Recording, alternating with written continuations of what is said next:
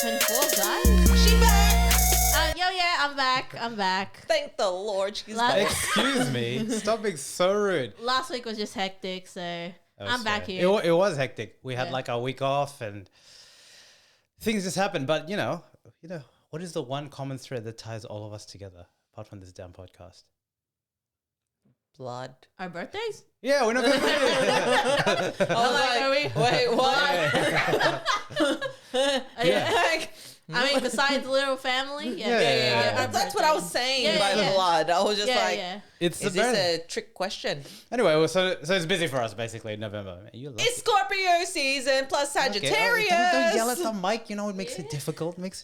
Yes, but yes. No, it's okay. Are you criticizing me in front of I am. as I'm celebrating us? I am. Especially with her birthday literally next.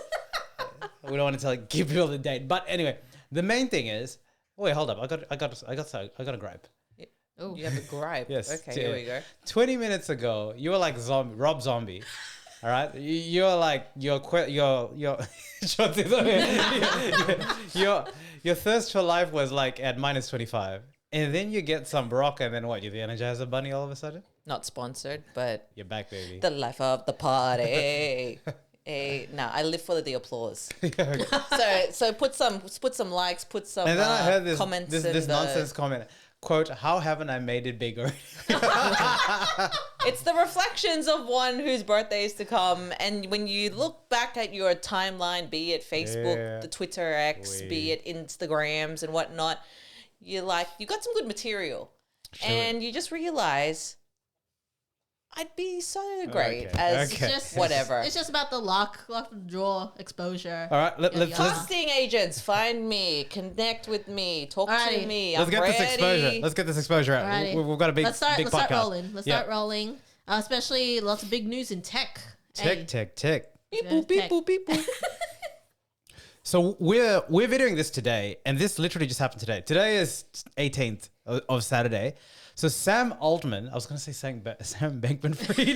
Is it because of me and how I made the connection? It is because of you, but Sam's in tech. yeah. Yep. Sam's He in goes tech. to me. He says to me this morning. He's like, "Do you know there's a big news happened that we have to talk about in the podcast?" And I'm like, "Is it Cassie suing P Diddy?" Oh my God. All right, okay. Because That's- you know, That is not that That's big. pretty recent. Okay, It's, all right. Yeah, it's happening. But pretty- anyway, Sam Altman, face of Open AI. Sam Altman is basically the face of modern AI. So Sam Altman, for a lot of people, equals ChatGPT. Like that is the predominant face there. sorry, I'm being now facetious and just annoying. Who's like the old person of AI? You're being facetious and annoying. All right. So Sam Altman has been fired as CEO of say modern. OpenAI. The company announced on Friday, US time. Mr. Altman's departure follows a deliberate, I love the wording of this, a review process by the board, which concluded that he was not consistently candid in his communications with the board, hindering its ability to exercise its responsibility. Chief Technology officer. Technologist? Yeah, Mira Murati will be interim CEO effective immediately. The company will be conducting a search for a permanent CEO successor. This is huge. He did something bad. But don't you love the PR state? I love how these things are worded. It's just like perfect. Follows a deliberate review process which concluded that he was not consistently candid in his communications with the board. Basically, what happened is, hey yo, have you heard Sam? He be doing some weird shit. Oh really? What is it? I don't have the receipts, but I reckon if you follow this trail, you might find some tings. This is big. Wink, This Nudge, is big. yeah. nudge. This is big. Yep. I think what's shocking about this is just how abrupt it is. Just last week. So OpenAI, I mean, last year, it was late last year, right? Early this year, ChatGPT exploded, right? So it's funny that like ChatGPT is basically the public conscience of what AI is, when AI in its various iterations, at least in the internet, has been out for a while, right? Yes. And Sam, I was saying perfect. Sam Altman is the That's face. strike two. In the same way that Elon Musk, we're going to talk about, is the face of Tesla. This is how big it is for a lot of people. And interestingly enough, just last week, he was chatting with the CEO of Microsoft. They had a presentation because obviously Microsoft has a big buy-in with OpenAI. They had a developer week. So the timing is it has to mean and we don't want to be the channel that spreads stuff, but just if you put all the crumbs together, he did something bad pretty recent, or like, or it's only just been uncovered now. It's just been uncovered because it just does not make sense to like have, if you know, for example, again, what's the wording? If you knew that he was not consistently, but that's why the wording, it's reporting something, right? Yeah, so yeah. if I'm saying what's correct, like you were saying that when he started out, he was investing along with some other people, right? Including your boy, Elon. But like, so like there could be some like, dodgy reporting or something, or like, keeping a bigger chunk of the pie or something, Yeah, look, there's going to be different elements of it. But like, again, I think it is interesting. And to me, like the main rhetoric and narrative here is, at least if you're in the tech scene, you know about Sam Altman and you know about Open AI, and you know about ChatGPT. Even Jones is disgusted. She's aghast. But it just goes to say, how influential is a front-facing CEO to the overall success of a business? Meaning that for a lot of people, Tesla is tied to Elon Musk. Yeah. So when, like this, you love Succession, right? When these individuals of influence and power eventually go, hopefully your number one boy in their own time, fail. What's the effect that it has? And I think lucky for Open AI, they have like a human defining sort of product in AI that hopefully it shouldn't have that much but impact. Yeah. Sam Altman, just to put it out there, especially if you're in the space, is AI for a lot of people. And he was doing the rounds on social media. So he was creeping into the pop culture ether. He really was. So this is quite big news, because it means that there's some massive misalignment between the board and him. And noting that OpenAI was started off as a non-for-profit. There's massive money in AI, right? Like, and Sam Altman was at the forefront of also trying to be like the voice of collaboration and open discussion about the perils of AI. And when you look at YouTubes of this guy, is like the quintessential like geek sort of vibe you get, but you could tell that he, obviously it makes sense, he really knew a lot about like AI and had like, I think you can think of AI and its disruption on the world in two fronts. One is, how can it help? How can it hinder? And just as much as jeopardize, just as much as the technical element of it is important, which is like new versions of it, speed, etc. And we're going to talk about Grok, which is like just conceptually like another sort of AI. There, the social, he was for a lot of people, he was a visual representation of a person that could have that conversation. Does that make sense? If that kind of, because AI, we're grappling with a lot of social like conversations, and that's the hard thing about it. Computer ethics and that sort of stuff, right? So in the same way, like, and Elon's gone on a bit of a bender, like with his tweets and stuff like that. But what I mean is, for a lot of these big companies, the individuals are that, how do you say it?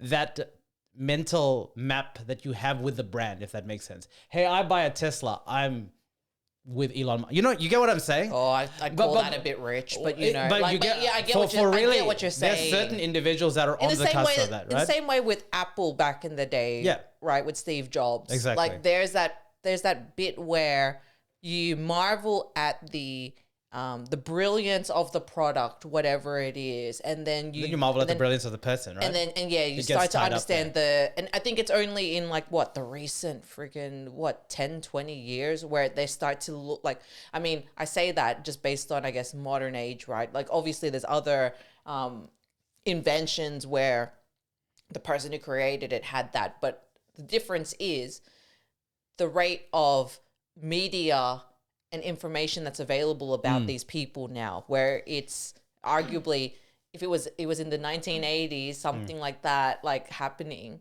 I'd argue if it would happen to, you know, this big of a scale, it's just kind of, and I think to your point as well about having that person as a source of like, you know, trust and credibility, it doesn't bode well as well in this situation. Well, that's now. what I mean. I mean, everyone is skeptical of AI. And I say that not very everyone. broadly, but you know what? Like it's that one, don't know how to use it. Two, don't know what it means. Like, will it take my job? You know, all that jazz. Yeah. So Sam Altman on, I was gonna say Twitter or X. I love my time at OpenAI. It was Sam. capital letters after a full stop. It was. Is he? Wait, how old is this guy? Anyway, it was transformative for me personally. If you can put a comma personally, you can put a capital. Okay, otherwise why bother? Just anyway. This is very rich. Coming that's what I'm trying to say. And you. And hopefully the world a little bit. Has to spell check. Most of all, I loved working with such talented He's 38, people. by the way. Okay, that doesn't track with what I was hoping to say anyway. We'll have more to say here. Where does Sam Altman go from here? And I think like to jail. This is like we don't know. We don't know the reasons left. Like this has literally just happened today. This wasn't on the discussion sheet until a couple of hours ago. I think it'll be interesting to see. A lot of people have postulated that probably X with Grok, but like he's had a pretty tumultuous relationship with Elon since OpenAI has kind of like gone leaps and bounds. So be interesting. Mm-hmm. It'll be interesting. It's a developing story. Story. So like when we launch it, we probably might know a little bit more information, but I think when you connect all the dots, how quickly it happened. I mean, you just don't fire someone on a Friday. Like it just seems so weird. He was basically in public presenting new versions of ChatGPT and GPTs, talking with the CEO of Microsoft in a public forum. You don't do that if you know that you're going to fire someone. You just don't. And we'll see. We'll see. Exactly. Still running on the tech train, as you mentioned, Elon Musk has rolled out his own sort of thing with Grok AI. Okay, how do we feel about just the name Grok? You know how I feel about anything. I mean, yeah, boy. It's almost not surprising if we've gone from Twitter to X, and then now we have Grok. How do you spell it? Grok. Grok. Okay, so Grok AI. What does it mean? Something? Okay, yeah. Is modeled after Hitchhiker's Guide to Galaxy, and it was designed with a bit of wit and a rebellious streak. I'm just reading off the. So the meaning of life is 42, or is that a different, different text? Hold up. So don't use it if you hate humor.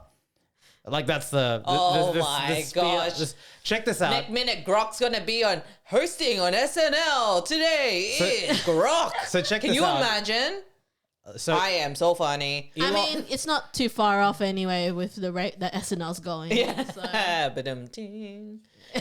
Elon Musk was on Lex Fridman. So he's a famous podcaster. Yep. And they were testing it and showing people because it's right now not for public access, right? And Grok has no joke, a fun mode. Literally, you can click on it and basically. Are we having fun yet? the gist of it, and I don't have probably like the good example, is it's very conversational in nature and it will air towards like fun responses.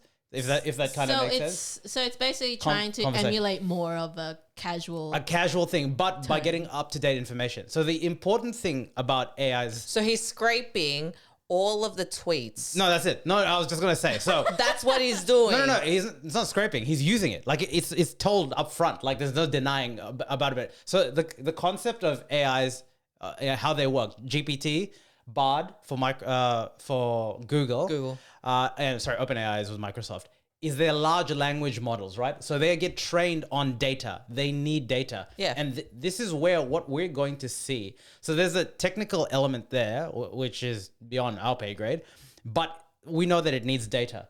So what is going to happen is all these technology companies need access to data to do it. And if you think about Twitter, right? So OpenAI, ChatGPT, the free version, is up until a certain year, right? 29. I don't know if it's 19, but it's up until a certain year, right? 2021. Meaning that if we typed in what is happening with the Sam Bankman-Fried in 2000, it wouldn't, right? Anything. And obviously the paid version does, right?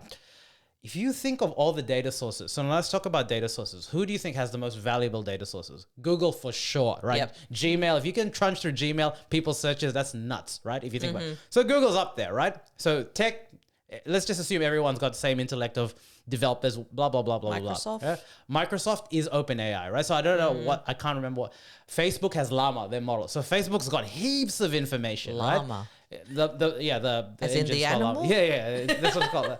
So Grok, if you think about it, Twitter, especially when it comes to recency and that, you can now you're thinking, okay, hold up. If we are going to transition from search to AI, because that's just a normal transition, we have to pick a side technically as consumers. If you had to pay money for it, this is not like streaming, because arguably you could get that information, the same information that you want on any AI. I could, maybe if I'll pay for Bard, $29 a month, I don't know what, ChatGPT or Grok, right?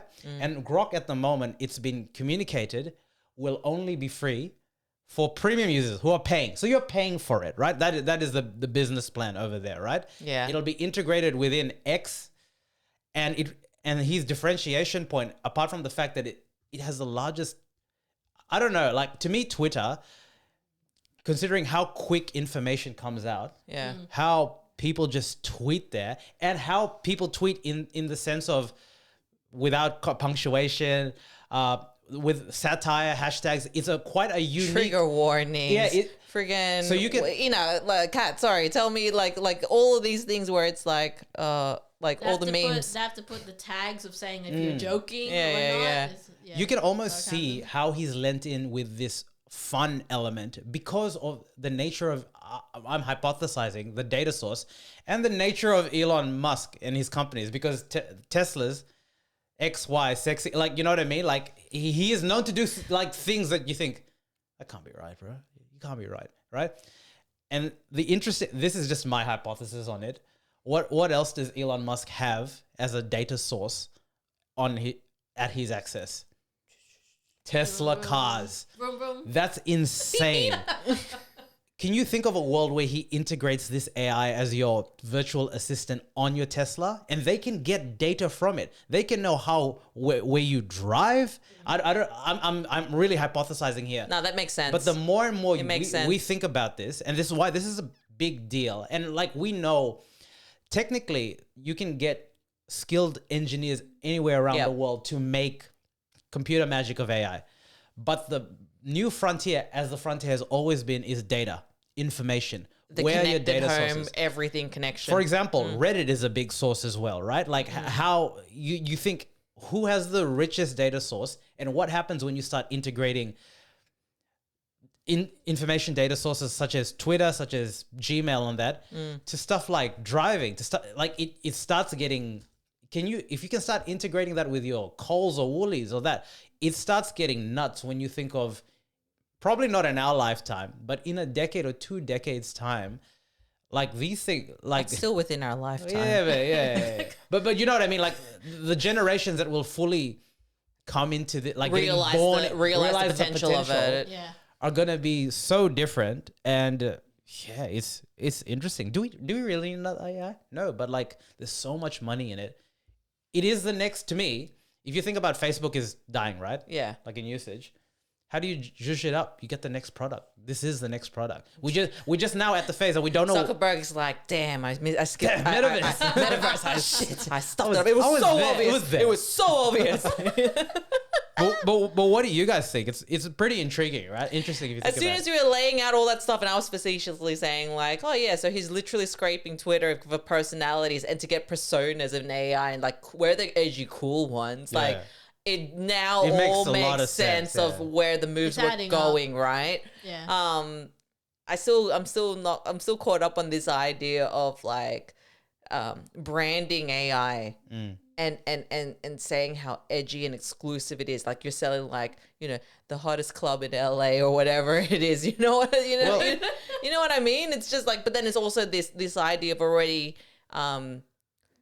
you're capitalizing on your brand as a I'm gonna use this word because that's all I can think of at the moment, tech evangelist. And you know, like, if you've got a Tesla, if you're into kind of understanding Elon and how he thinks and like the lore and all that stuff, people will buy into it immediately as their entry point, because it's just like, you know, you're familiar with the stuff that he's done, even though, you know, he's very as we'll get into in a bit more detail in recent times of divisive and kind of at times, what the hell are you doing? He's a loose unit. Like, he is a loose unit, but it's that relatability that people do go for. Like, that's the irony of it. But do you think when he bought Twitter, he bought it for this 4D chess move? He had to have. Yeah, He must have. He must have. He had to have, right? And when you think about that, man, like that's big ball stuff. Like, because he's losing shitload of money now. This is like you're mortgaging, like the analogy is like you're mortgaging the house on this is your play now. Because Teslas and stuff like that, they're making good money. The share prices are still good, but there's a rate of diminishing marginal returns on manufacturing and that, which he has talked candidly about. Yeah. But this is the information war in terms of how we are. So whatever version of AI we have right now, it's a rudimentary search bar, right? Like really, like that's what it is, right? Yeah. We put it in there. This, like, there's just so many, we don't know what the final form is going to look like. Zuckerberg and like his Ray-Bans, and he was like, damn it, I missed the It's cool, no? It's cool. Like, you can see Facebook or whatever, or the metaverse in your glasses. And it's just like... Can I say, I do want, actually it's on sale now. I do want to try it. It looks cool. Wearable tech is a thing, I think. But anyway, look. Drivable tech. Tech is where it's at. Can I say though, do you think, so he's outright saying it. There's no plausible deniability. Like he's saying that they're using your tweets to form part of the language model. Do you think that people would be, like there'd be a decent chunk of people that'd be so, like no, hell no, that they would abandon Twitter or X or whatever? I think not, I actually think I just think across the board of all of tech that we've come to accept that's happening, all right? our data is going to be used some way or You're another. you're out of it already if you cared about it. Yes. In the stages of like, gosh, I don't even know what year it would be because like, I don't even know. Like, it's otherwise, we've accepted it. You've just come, So like, if you're but now you're probably in the stage of like, oh, what did I say? And all of these what did I things. say Like, 10 years ago? Literally, this is my pathway to breaking out. Like, Here we go. they'll use all of my tweets. They'll use all of my tweets and be like, I am feeling fruity and French. That's some vintage bloody 20. When was it, Kat? 2017. 2017. I dug that up and I vibes. was like, that's great. For context, she said that when her wisdom teeth were taken out. So, Anyway, look, we'll keep an eye on this because I think this is interesting and like in line, like with Sam Altman being fired. Third time he got there, So it guys. really nearly changed it there. Oh, would be great if he comes back to X. Like it'd just be a weird story. But anyway, keep an eye on it. The new housewives of tech. yeah, People are legit, gonna. legit. I would watch that easily. This is basically what it is now. But that's Exactly. that's cool, Oh, I guess. That was a lot of tech. A lot of tech, but no, there's a lot of big stuff. There's a lot of big stuff coming in. happening. Beep boop, beep boop. Beep boop, beep boop. That was tech. Alrighty. All right, we're switching over to entertainment. Let's go! Let's go. Okay, all those fears of AI and like what are people doing with their information? No worries about that. Let's go. Go over to the movies, specifically Marvel, because on Monday actually we watched the latest MCU movie, The Marvels. Watch it, people. I heard it sucked. Like that's what mainstream media said. Oh yeah, because mainstream media is Just correct saying, about bro, all just saying. things. All white male. Well, they were correct. They were correct yeah. that Ant-Man sucks. Ant-Man. Yes, it did. Come on. It did. Paul Rudd, sorry, could not save it for the life of it. Yes. Like, Well, let me tell you, The Marvels is better than better? Ant-Man. Okay. 100%. Not a high bar, but fair. Bro. No, I mean like not a hard bar like the Ant-Man. No, but like, choose your words wisely. Choose your words, Because- especially since you didn't watch it. Yeah, So why don't we exactly. leave this to the people who did watch Cat's it? back, baby. Pew, pew, pew. Alrighty. But yes, otherwise, we got in with the Marvels. It follows Captain Marvel, sort of the sequel to her 2019 movie, and this time she incorporated it with Monica Rambeau from WandaVision and Kamala Khan from Ms. Marvel. And so bringing them all together to create a really good, like almost like it's like a team movie. Buddy, yeah. Buddy team cop movie set in space. It was also the shortest Marvel movie at 1 hour 45 Which minutes. is actually refreshing. It was. It was And an hour. it's It was just an hour. An hour 30. 45. Yeah. Hour 45. Oh. Hour 45. And so it's like you could tell some stuff was probably cut. Like we were saying the gist of it. So for example, the villain was played by Zhao Ashton, who was the fiance of Tom Hiddleston. She did the Who plays thing. Loki. She did the thing. She said Neil. Yeah. And we looked at each other. It's like, she said the thing. She said the thing. She said the thing. But it's like, she wasn't her villain wasn't too memorable, unfortunately. It's one of those ones where I think they went the route of like Killmonger. It's like had a justified means to a degree. A decent motive. But I think you're having to build up how do I say this? The lore, kind of the emotional pathos and kind of why you want to root for her and whatnot. Like that was never going to happen, because I think if I was a betting woman in all of this, and the hurdles that the producers and the writers would have had to overcome because of this double standards that we have in relation to female-driven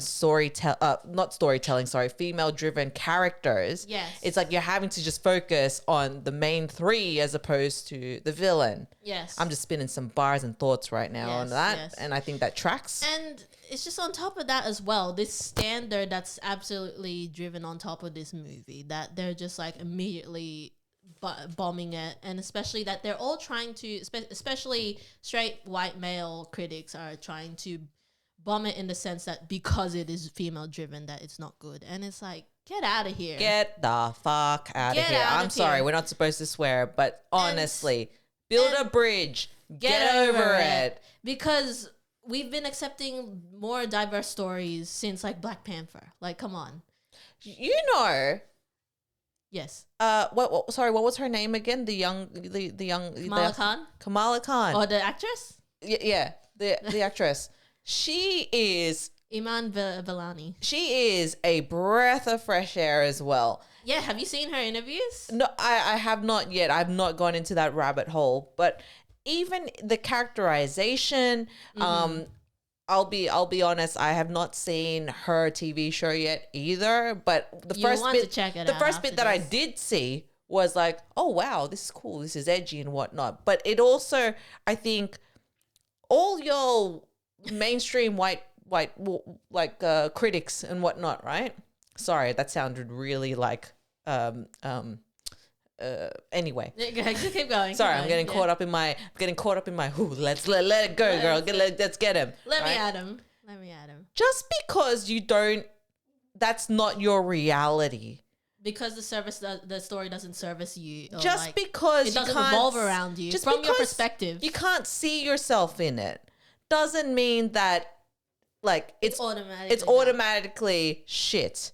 Like all this, like the talk about family and like the how you're being proud of the heritage, and just the interweaving of jokes in between about typical I believe Pakistani. She's Pakistan, yeah. Yeah. Like it's beautiful. It's wonderful. Like, and it's like, it's just something different. In the age of everyone talking about like, oh, superhero movies, it's just every single superhero movie, you know, like it's just make some room, make some space. Exactly. Don't talk shit on something that is just different. Yes. I mean, I say that in the midst of superheroes, but you know what I mean? Especially because we have to point out that most of the time, like these straight white male critics, is that they can't empathize. Well, while meanwhile, all of the minorities have dealt with the majority of straight white male stories. Yep. And we can still find a way to connect with them. Oh. We can still find a way to be like, oh, wow, I relate to that too. Oh, single dad that's struggling with his daughter and the responsibility of superpowers, or like, oh, rich doctor who is so brilliant at everything he does, but until an accident that like takes away the love of his life, and all of a sudden, like, oh, he realized what he lost. Boo fucking who. Exactly. I'm so annoyed. Exactly. This is why we had to talk about it, because honestly, go watch it for yourself. Go form your own opinion. There's some weird bits, It gets a bit wacky. It gets a bit wacky at some times, but I think it's because it's really embracing the comic book nature of it. Anything that happens in space, I think that's the formula that Marvel is going for. Anything that happens in space needs to be fantastical, wacky, because we're used to it because of Guardians. Oh yes, that's what I think they're going with. Guardians set the precedent. If you like Guardians, I think you'd like the Marvels. I think so too. Definitely. And it's like it's a pretty solid sequel in terms of bringing her character back, because like, say what you will about Captain Marvel. Like, I know she hasn't, especially the way that people attacking Brie Larson, especially. Yeah, she's man. an amazing actress, but she's got range. She absolutely has range, but it's like, look, she's had to work with what she has in some certain parts. So, for example, because she's being shoehorned in as the OP character. She's the overpowered one. Like, yeah. She, the way she came in Avengers Endgame. Yeah. Like, she was literally just there to save Tony Stark, defeat the ship. Yeah. And from the high bar already, like even the choice of minor spoilers, but using the first few minutes to rehash what actually happened in her original movie is a choice. And it's probably is a needed choice because of the time that's passed, but also, you know, in the greater piece of Marvel where they're having to contend with how do you build up the lore of these new characters that are supposed to take over from the OGs and to build that next story forward. You gotta find ways to kind of, okay, so all of these secondaries that are now going to be the primaries, it's like, let's build them up, you know? Especially because now with the added avenue of content, which is like the Disney Plus shows. I remember seeing an article, actually, an interview, that the director, Nia DaCosta, she made sure to cover the fact that she was aware that there are probably gonna be people who didn't watch Ms. Marvel or didn't watch WandaVision, so they won't know much about like Monica and Kamala. So it's just trying to find a way to like provide them the through line, have the baseline foundation 101, so it's not completely obtuse. Which I think they did a great job of. And how you mentioned as well that they basically had to recap what happened in the Captain Marvel 2019 movie because it's been that long. Because, it's not only white, straight, male characters that have trauma. Exactly. Just saying. Exactly. You know? And so, honestly, like, it's not as bad as people are saying. It's probably been one of the most enjoyable ones in a while. And in a way, it's like, it doesn't have to rely too heavy on connecting with other stuff in Marvel, so to speak. It's more so in this corner of, all right, we're bringing in all these, especially all these female heroes together. And spoiler alert as well, it's teasing Young Avengers. Yes. Was this light on like the effects? No, I'd say it was about the same amount. Everything looked in space. It was solid. It was just a bit. I just remember there's a scene where they're in the sky. Where you can tell falling and you can tell that she's on like a turnstile thing and it's green screen. You always notice that. Because you need You're just like, okay, but effects, that's good. But like there was just that's your input as well. Sorry, I'm gonna call it out. That's it. I didn't watch it, so that is definitely my effect. Well, because I feel like you said that last time as well. It's like this effects is okay. We'll be like, all right. Anyway, otherwise, it's been good. Because I think I mentioned this point as well quickly that the Marvels, it did feel like it was going to be set up as like a scapegoat movie. For Marvel because of what was happening with the strike. The actors couldn't talk about it. And well, that's why people talking about this was the movie that got the lowest opening in MCU movie history. Because you weren't able to build the hype. Their marketing campaign, started way early too. Yes. I remember as soon as the ads started coming, but not at the same frequency, I'm going to say. Of certain other movies. Other movies. And there must have been like some sort of like timeline reshuffle, and because, we don't know what's going to happen. You only push back as long as you can. Yes. Right? Yeah. Because, even whatever the haters are going to be using the fact that it opened the lowest, but it's considered a fact this was the only Marvel movie released during the strike. And so it couldn't get as much advertising. And well, literally, it's like, it was almost like people were saying like, oh, it sucks almost that the strike ended just after the Marvel's premiere in LA. Because, you see your boy, Hiddles, like the strike ends next minute. Going on Jimmy Fallon. They had to scramble to send Hiddleston, to send Brie Larson onto late night. Just be like, promote your project. And please. This is the other piece, right? I'm going to call it the double standard of everything. If you've got your and another interesting piece of, I guess, where Marvel's going to now with how bankable movies are, right? If you've got somebody that is in high profile, extremely likable, you kind of don't need to do that much work, right? To promote the movie. Yes. Unfortunately, with Brie, like, she's having to carry the movie, being the biggest name. Yes. And since she's become Captain Marvel, she's gotten a hate. There's just so much flack, right? And it yeah. just makes it so difficult. Like, you then start thinking, okay, who else could you cast? But then that goes besides the point as well, because you still want to have that good mix between merit, likability, and relatability with the character. So it's what can you do, right? Exactly. And so otherwise, we might talk about this on a potential show coming up where there's been a lot of big Marvel changes. This is news for you, Kev. We're gonna take over the channel. I'm already pitching online as well, where a lot of big Marvel changes have been happening. A lot of whispers about Fantastic Four casting, and so it's just where we're going ahead now, because this was the last Marvel movie for the year. And then, even though I said the other episode we're talking about Marvel, we technically do have one more Marvel show, which is What If? And they're releasing it in the lead up to Christmas, like each episode. It's like going to be in Disney.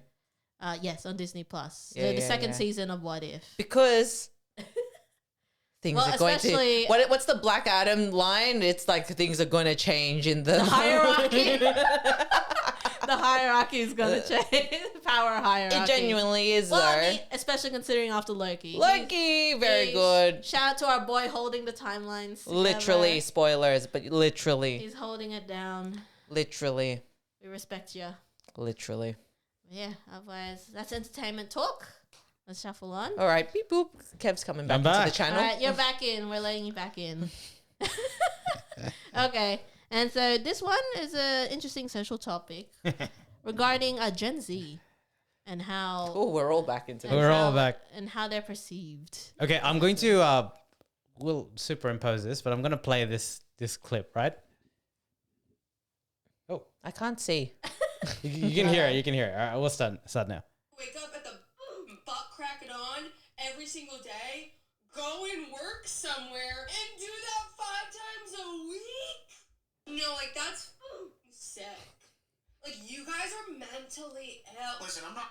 Okay, I'm going to cut that out. Oh, my gosh. But, so I was trudging through everyone's favorite social media platform, LinkedIn, and... Plot twist. Is that where you thought it was going on? And I got served... I don't know if it was Business Insider or Business Online or something. And so I saw this, and like it has to be business, though. No, it was business. It was business. And then the irony about the topic is not this specifically, though. We can talk about. So it was linking to this video, and they were talking about it. But in a couple of other days, this same business, I don't know if it's Insider or Online, but this same, and I don't follow publisher. Let's call it publisher. Had another one about Gen Y again, Gen Z again, right? Yeah. But completely different, but like bashing tone. I'm like, am I just getting so I clicked on it because I wanted to see if this was like status updates or like public, because it's like a status update for the page, right, on LinkedIn, right? Yeah. And I couldn't find it, so I don't know if I was just getting served this Gen Z hate, but like I pose an open question: is Gen Z bashing like in fashion? Like, is it a thing? Like, is it warrant? I mean, like, okay, so we can talk about maybe that TikTok specifically. We've all seen or definitely heard on the socials versions of that, which like it's hard. Like the way she's presenting, it's hard to. I don't know if anyone will ever agree with what she's saying. That's the irony of it, right? So she's either hamming it up for clout, views, yeah, and that's probably the other thing. Like all Gen Y is big on this too. They started this. But did we start it? I don't think we started it. Did you start the fire? Millennials started it? Baby boomers didn't start it. Gen Y and millennials are the same. Yeah. So I think I'm saying I think we that started it. Gen Y, we were at the forefront of the social media age. We started it. We did not start So who started it? talking shit No. about Sorry. older No, people. it's not about shit about older people, but But that's what you're saying, right? No, I'm not. So this is what I'm saying. I'm saying that we started using online for clout. Yeah, like using Twitter, like using TikToks and stuff like that. It started with Gen Y just by virtue of I ages. feel like because the way how you presented it first. Now So that's we're what doing, I'm saying. We're doing a deconstruction of That's what I'm presenting saying. communication and thought. There is no argument about that. By age, We we can't did it. claim that because that's just naturally the beast that it is. Like, you know what I mean? Because TikTok is more Gen Z. Yeah, I- but also Well, TikTok specifically, right? But what I'm saying everyone is, needs to take it down a notch with the we're gonna blast people's We're gonna ears, blast right?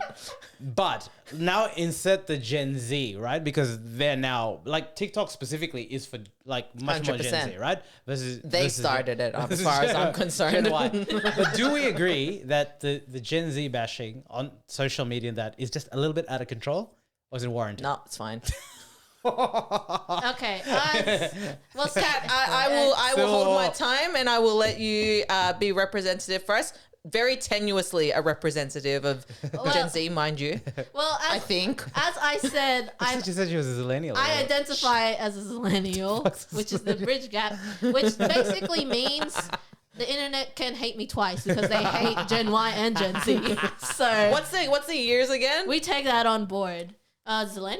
Yeah, what's the brackets? I'm gonna say bracket. 96 to 92 to 2002. 92.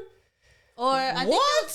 think it depends on who you ask but I would think it's towards 96 to maybe 2002. For Zillennial. Then what's the next generation? gonna Gen be? Alpha. Gen Alpha already exists. All right, cool. Well, guess what? Gen Alpha hate is going to start rolling around soon. Okay, but What? Hold, Kat, sorry. Okay. Well, what was I going to say? Okay. I can tell this is going to be a tenuous topic. Okay. Look, it's like, of course, we know about how boomers they've said their stuff about millennials. Yes. Every now and then. So and their Gen avocado Y got that, toast. right? Yes. Yeah, we got the hate. Let her Yeah. let her Yeah, the hate. speak. And then why I think it's sort of the trend of going towards Gen Z is because Gen Z has been provided more of a social media platform. Like they've been conditioned to think that because they have the access to it, they can just say whatever. That's a wonderful point. I think that's what it is. And in a way, I guess most of Gen Z like understands that because they put it out there, they're obviously going to get the flack. But of course, flack means exposure, means clout, means interaction. And But if we, you're right. Like Yeah. I like that. But like if we talk about that specifically, if you're going to find like if you know what you're going to say is controversial, Yep. or you're going to get it's not positive. It's just going to be negative, and you actively I.e. your persona on this channel. yeah. if you actively seek it out, it's not. So like I'm just gonna say that there. I'm not gonna be bullied on my own fucking channel. Next minute, it's going to be Kevin from Chang Media has been deliberately removed after findings of. Is that not the issue though? Is that not half the problem? Sorry, what's the question The again? question is, do we think that Gen Z seeks out this clout like more than Gen Y, and that's half the issue? Because, for example, if we take this chicks like thing, right? I'm sure a millennial has said an iteration of that before. But they won't say it online. I don't think so. I think they have. Like, I'm just saying that I think Gen Z, like, go for it. Like, and maybe it's TikTok specifically, because those engines, like, thrive on negativity and any sort of engagement to, like, pump up your algorithm. Yep. So it's easy to get virality with negative content. Or like, you know what I mean? Like, that sort of engagement. Because to have really positive stuff, it's harder, right? Like we agree on that, right? Okay, here's what I'm gonna say, right? So first and foremost, Kat, your point about understanding the context in which they've been they've grown up, Yes. has led them to that point is 100% it. I believe that everyone is a product of the conditions that they've built in. I mean, I say that as I've made that point. Everyone says that point. Sorry, this is my statement for like the presidency of the United States. Sorry, that was just too much there. What I'm trying to say is think about the context in which these kids have grown up in. So they have come into technology, they have come into social media, more so to the point where governments are now only understanding the impacts of social media on children at this day and age, right? Where the schools are now banning phones. They're talking about, having campaigns about online bullying and all of that stuff, right? Like they're only understanding what's the impact of it. The kids have been exposed to this nonstop forever, right? And if you're talking about the exposure that we've given to them as well, be it through celebrities, be it through like virality and all of that stuff. Of course, I would argue to say, take any generation, flip them around. And if they were to be put into those conditions, I would say outside of boomers and Gen X, they would probably, or Gen X even to a degree, like it would all be the same story. Yeah. Right? There's always something to point out about this generation. And then the other point to this as well is if we talk about each of the different generations, right, and the way that they've been brought up, we know that we've just been brought up with these societal rules and of engagement of there's certain things that you don't put out because you don't want to impact your opportunity for employment. You don't want to, in this day and age now, you don't want to be like, the cranky old person that's talking on their soapbox, talking about X, Y, and Z or whatever it is. Yeah. But lo and behold, social media is given to everyone. So therefore you will see those different types of characters in the spotlight. The third point there is, what do they have to talk about? You know what I mean? Like there is a point where in each generation, every generation is going to talk about shit about the previous generation because that's trauma for you guys. That's how it works. We deserve respect your elders. There is repression there, and obviously the way to have relatability is to make jokes about things. Yeah. So therefore, you're gonna make fun of the millennial pause. You're gonna make fun of fashion that they wore, which ironically you've now taken on now and think that it's your own thing in 2023 when we wore that in 1999. Mm-hmm. It's all of these things where it's just commentary and fodder for no reason, to your point, to get clout, right? Mm-hmm. And I did have a fourth point, but I took that millennial pause, and now I forgot what I was going to say. Okay, so hold on. I'm trying to tie. It'll come back. I'm trying to tie it together. So Gen Z is born 1997, like I said, 2012. So 11 to 26 years old, right? In terms of the range. Mm-hmm. Gen Z, sorry. That's it. Sorry. Okay. Very simply, Gen Z bashing is a byproduct of the Gen Y bashing, which is a byproduct of the Gen X and the Boomer bashing. And it is purely the only drivel that will keep the news cycle going amongst all the shit that is happening in the world, because why? The world is shit. Newsflash. Terrible. End of my essay. Okay. I yield my time. Period. But the Gen Z bashing is not only coming from Gen Y, it's coming from Boomers as well, right? Of course. Yes. So is it? And But Gen but X, yeah. but I think like Because it's Boomers have the same preconception of like Gen Y that they were lazy. But do we think that because Gen Z has it, in some ways they have it easier, they have access to technology. Yeah. But do you feel like it makes for like? It's like in my time I did this. It's a softer generation. Or like that is that's the rhetoric. That's what I was saying. Right? It's all about your context of time. Like where these kids. I'm even going to go. Actually, no. I'm going to go to this. These kids that are now coming up, and sorry, I am saying kids because they're kids to me. That's 11 to and 26. That in the sense of they came into an age where they can make friends online, like. Even if we talk about our experience, we were in the days of MSN after school. We were probably at the forefront of, using technology to communicate Social with people. media. You don't have to necessarily meet people like in person, right? And all the more that's advanced in this generation now that are able to, that's all they know and how to connect. Like it's all systemic. It's not systemic. Sorry, it's all a byproduct of the conditions that we're in.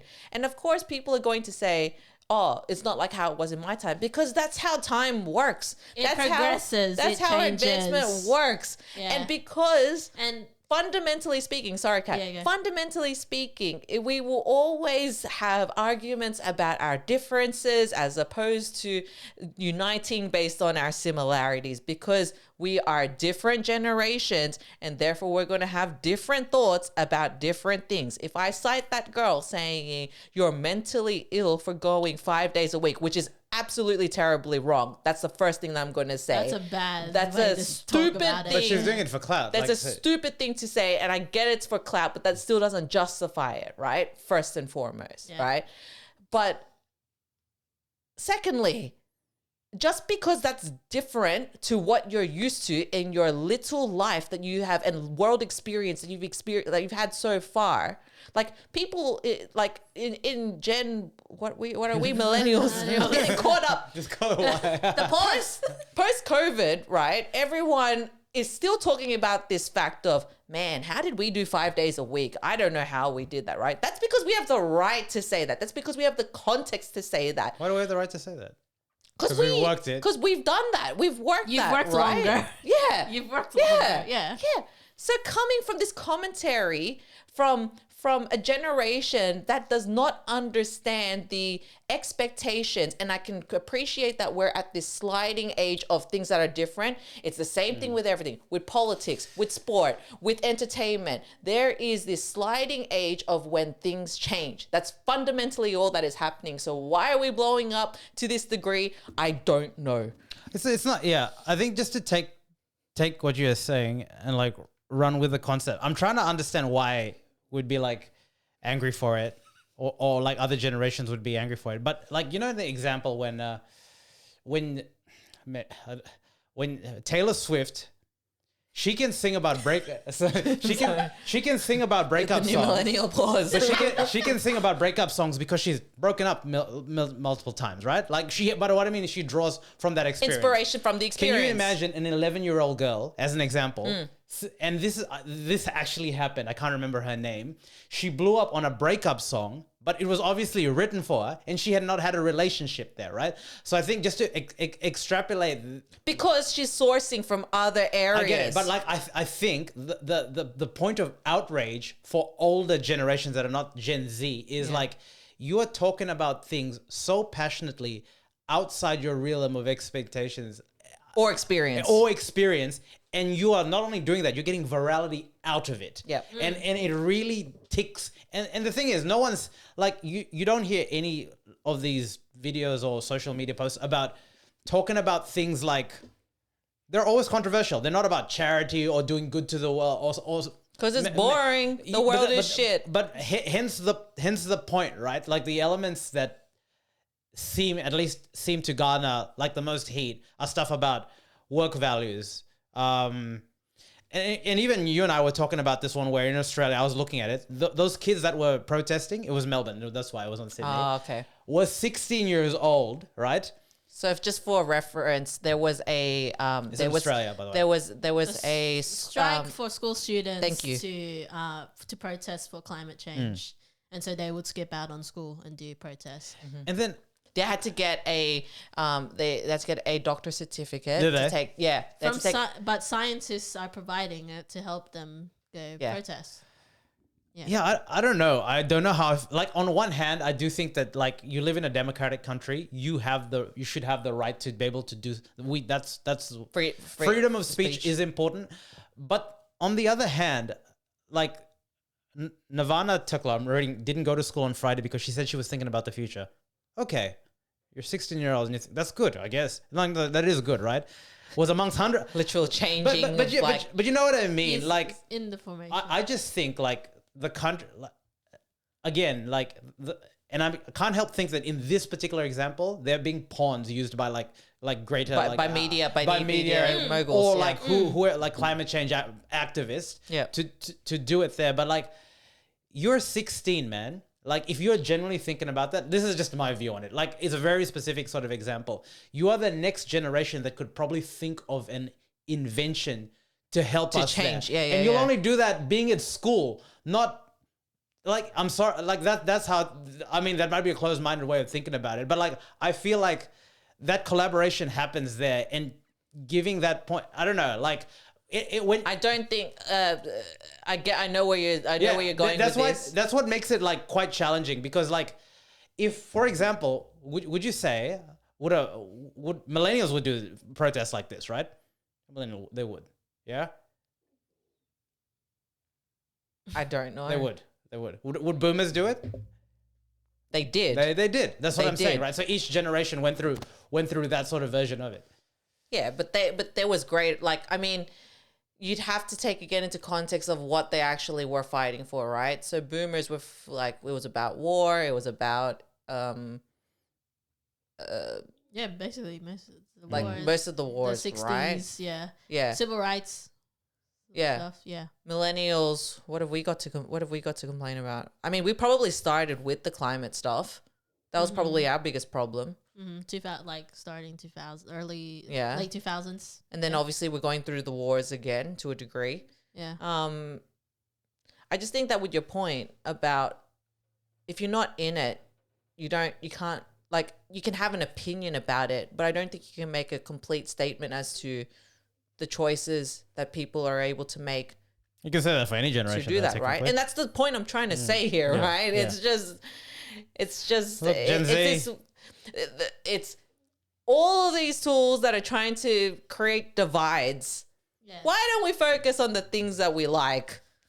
Or the fact that we're all human. like Like, TikTok. we're all on this planet just trying to get by. We're just trying to get by. Yeah. Just trying to, talk about stuff. Yeah. right. Stuff. That's where we're Let's ending. move Finishing on. strong. Let's move on Finishing to other strong. stuff. It's okay. It's all right. That was a good millennial pause. It's okay. I tried. It's all right. It's all right. Look, we're almost on the home run. Akon, you Okay. tried so hard. It got so far in the end. Oh, Doesn't matter. oh, buddy. Okay. All right, let's do it. Move on. Alrighty. Before we're wrapping up, let's quickly run through some sports. Sports talk. Sports talk. That's what people unite about. Sports. Sports. All right, we're going on sports. All right, so quickly, just adding. So over this past week, actually, it's been the NITO ATP Finals in Turin, Italy. What does NITO mean? Oh, that's just how they call it for the. But this the is the top. This is the ATP final It's a eight Gen Y kind thing. of. ATP question to ask. Finals. This is the final eight kind of competition. Yeah, end of year So thing. the final 8. Do you have a general idea of who the top 8 are? You can name 6 of them, I think. Zverev. I don't know why he was the first Sinner. one that came up. Okay, well now you can name 7. Sinner. The Russian dude. Yeah, what's our boy? Medvedev. Our boy Medvedev. Yeah. Djokovic. Yeah. Boohoo. Alcaraz. Yeah, Alcaraz. There we Uh-huh. go. Where are we at? We're at the 6? Yeah. There's that. What about the Swiss guys? Is it the Swedish dude? Boon? What the? Rune. Yeah, that one. He's Danish. Yeah, Sorry. He's from the Scandinavia. I was there. I'm losing steam, guys. That's what I'm- Rublev. oh yeah, our other boy. Other Russian, and of Rublev. course Tsitsipas. Oh, Wait, I thought we said this of course we forgot about Tsitsipas. I'm sorry. Okay, well there's I want good, some gyros, man. there's good reason to kind of Yeah, forget that'd be nice. Tsitsipas. Euros would be good. It started on the 12th, and so basically this tournament is the best of the top 8 male players. Yeah. And it's a round robin sort of So tournament. everyone plays everyone, or is it like they're split into two brackets? groups, the red and green group, and then they do round robin, and then they do semis, and then finals. Okay. So in one group, hold on, let me get it up. So in one group, they had Alcaraz, Medvedev, Zverev, and Rublev. Alcaraz, Medvedev. Okay, cool. Sorry, I'm keeping a mental. lot of the Vibs that were on there. Yeah. And then the other It's all group, blurring into one Yeah. for me now. and the other I'm so group, tired. It was Rune, Tsitsipas, did I say Djokovic, and Sinner. So All right. that was the other group. And so basically they went through the round robins, and we've ended up with the top 4, which are actually the top 4 seeds alone, which is Djokovic, Surprise! Djokovic, Alcaraz, Medvedev, and Sinner. And one of the biggest like victories was that Sinner actually won all of his matches, even against Djokovic. He beat Djokovic for the first time in his career. You love to see it. A little Italian, our favorite little Italian. He's doing really well. And it was really interesting. Actually, was so after he beat Djokovic, actually, he yesterday there was a possibility that, of the outcomes going against Rune, if he beat Rune, then that means Rune is out and Djokovic goes through. But if Sinner lost, Djokovic would have been out. And then Rune would be going through. Should have thrown the... And that's what a lot of people were saying. Should have thrown it! But Sinner wanted to go for the clean sweep. So he was at... No he respect. was at 3-0. 3-0. And then on the other side as well... so who qualified, of course, was Alcaraz and Medvedev. And so what happened was that Alcaraz, he lost against Zverev, he beat Rublev, and then he managed to beat Medvedev as well. Oh, no. And so that meant that Alcaraz was on top of that group, and Medvedev was second. Is Djokovic still one at the moment? He ends the year as world number one. Yeah, right. Because like he won his first match immediately. And then, well, because that was the interesting thing as well. So Tsitsipas, he ended up retiring due to injury. Yes, in his first match, yeah. Against Rune. Yeah. So he had a back injury apparently. And so then they had to get the alternate, which is Hubie Hurkacz, because he's number 9. Yeah. What sort of name is that? He's Polish. Yeah. And so he that doesn't came absolve in. you from having a weird name. So it's only weird to you because you don't know the I don't know the polls. the thing. I do The know Polish polls. thing. Oh, he kills me. Anyway, sorry, Kat. So it was really weird because People could think Chang is weird. I'm just saying. Kind of is. A lot of people were giving Tsitsipas flack, of course, because of the fact that he didn't go. Like, it took him. He only played 3 games in the first set, and then he's retired. Mm-hmm. So people are like, he should have retired before the match even started, so that Hurkacz could have stepped in already. But he ended up having to do an exhibition match against Taylor Fritz, who is number 10 at the moment. You're right. And so, but they get money, so of course they're gonna rock up. They get money. They get money to rock up. And then Hurkacz actually played against Djokovic now as the alternate.